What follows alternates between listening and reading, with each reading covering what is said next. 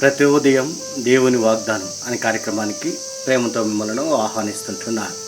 ఈ ఉదయకాల సమయంలో దేవుడు మన కొరకు ఏర్పాటు చేసినటువంటి వాక్య భాగము 27వ కీర్తన 4వ వచనం చివరి భాగాన్ని ధ్యానించుకుందాం. 27వ కీర్తన 4వ వచనం చివరి భాగాన్ని ధ్యానించుకుందాం. నా జీవితకాలం అంతయు నేను యెహోవా మందిరంలో నివసింపగోరుచున్నాను. ఈ యొక్క వాగ్దానాన్ని దేవుడు మనకును మన కుటుంబాలకును ఆశీర్వాదకరముగా మార్చునుగాక. ఈ యొక్క మాటల్లోనే ఆత్మీయ అర్థాలను ఆత్మీయ సత్యాలను మనం గ్రహించినట్లయితే దావీదు ఈ యొక్క కీర్తనను రచిస్తూ ఈ యొక్క మాటలను మాట్లాడుతూ ఉంటున్నాడు. దావీదు ఒక తీర్మానం చేసుకుంటూ నా జీవితకాలమంతయు కూడా నేను యెహోవా మందిరములో నివసింపగోరుచున్నాను అని తన హృదయాంతరంగములో నుండి ఈ యొక్క మాటలను మాట్లాడుతూ ఉంటున్నాడు. మరి దేవుని పట్ల దావీదుకున్నటువంటి ప్రేమ, దావీదు దేవుని పట్ల ఉన్నటువంటి ఆ యొక్క భక్తిని ఈ యొక్క మాటలను బట్టి మనం అర్థం చేసుకోగలం.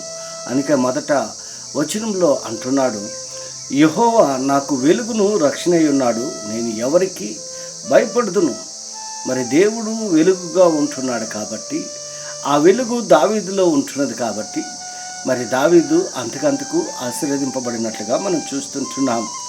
మరి అంత మాత్రమే కాదు, దావీదు ఏ రీతిగా ప్రార్థన చేస్తున్నాడో దేవుని సన్నిధిలో మనం గమనించినట్లయితే 4వ వచనం మొదటి భాగంలో, యెహోవా యొద్ద ఒక్క వరము అడిగితేని దాన్ని నేను వెదకుచున్నాను. దేవుని సన్నిధిని ఆయన వెతుకుతూ ఉంటున్నాడు.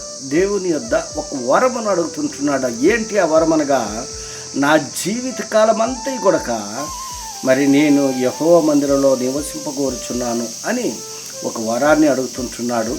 మరి అంత మాత్రమే కాదు, కానీ అనేక సత్యాలను ఈ 27వ కీర్తనలో దావీదు బయలుపరుస్తూ ఉంటున్నాడు.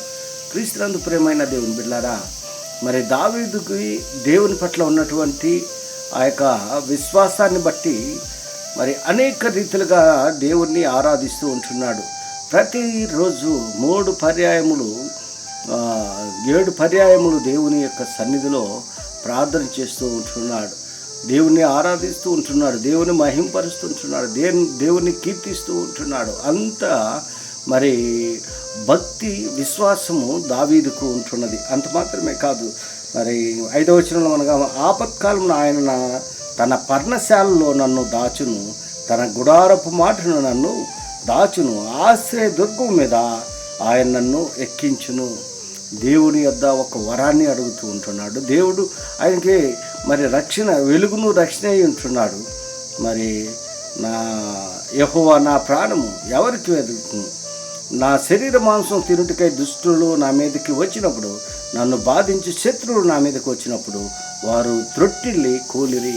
మరి దావీదు అనేక యుద్ధాలు చేశాడు, తన ప్రజల కొరకు అనేక యుద్ధాలు చేశాడు. ఆ యుద్ధాల్లో మరి జయాన్ని పొందుకున్నట్లుగా మనం చూస్తుంటున్నాం. అనేక శత్రువులను జయించేటువంటి శక్తి దేవుడు అనుగ్రహించాడు. ఎందుకనగా దావీదు దేవునికి హృదయానుసారుడుగా ఉంటున్నాడు. దావీదులో ఉన్నటువంటి విశ్వాసాన్ని బట్టి, నమ్మకాన్ని బట్టి, ఆ యొక్క ప్రేమను బట్టి దేవుడు దావీదును అంతకంతకు ఆశీర్వదిస్తూ ఉంటున్నాడు. ఎంత ఆసక్తి ఉంటున్నది. నా జీవితకాలం అంతా కూడా నేను యెహోవా మందిరంలో నివసింపగోరుచున్నాను. ఎంత గొప్ప మాటలు దావీదు పలుకుతూ ఉంటున్నాడు. క్రీస్తునందు ప్రియమైన దేవుని బిడ్డలారా, మన ఆత్మీయ జీవితంలో, మన వ్యక్తిగత జీవితంలో మనము ఇలాంటి తీర్మానము చేసుకోగలమా? ఒక్క ఆదివారం రోజు మనం దేవుని సన్నిధికి వచ్చేదానికి మనం ఎన్నో మరి అడ్డంకులు మనకు ఎదురవుతూ ఉంటున్నాయి.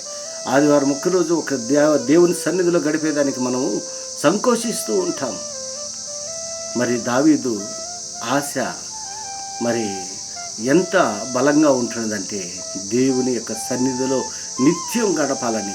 దేవుని జీవితకాలం అంతా ఒక్కరోజు కాదు, 2 రోజులు కాదు, బ్రతికినంత కాలము దేవుని కొరకు మరి బ్రతికి దేవుని సన్నిధిలో ఉండాలని ఆశపడుతూ ఉంటున్నాడు. దావీదు కలిగినటువంటి అలాంటి ఆశ నీవు నేను కలిగి దేవునికి మహిమకరంగా ఈ లోకంలో జీవించాలని ఈ కొద్ది మాటల ద్వారా నేను హెచ్చరిక చేస్తుంటాను. దేవుడి యొక్క మాటలను మరెక్కువగా మీకును మీ కుటుంబాలకు ఆశీర్వాదకరంగాను దీవెనకరంగాను మార్చిన గాక.